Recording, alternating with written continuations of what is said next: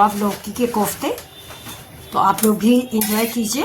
और अगर ये रेसिपी आपको कोई भी स्टेप इसका पसंद आया है तो प्लीज़ लाइक शेयर सब्सक्राइब करें। ये इजी एंड क्विक रेसिपी है दोस्तों, बहुत जल्दी में कोफ्ते बनाए गए हैं। ये देखिए, क्योंकि ये लंच में जाने थे और देर हो गई थी आज थोड़ा उठने में। तो प्लीज़ कोई भी कमी हो तो आप कमेंट करके मुझे बताएं, अगली बार मैं सुधारने की कोशिश करूँगी।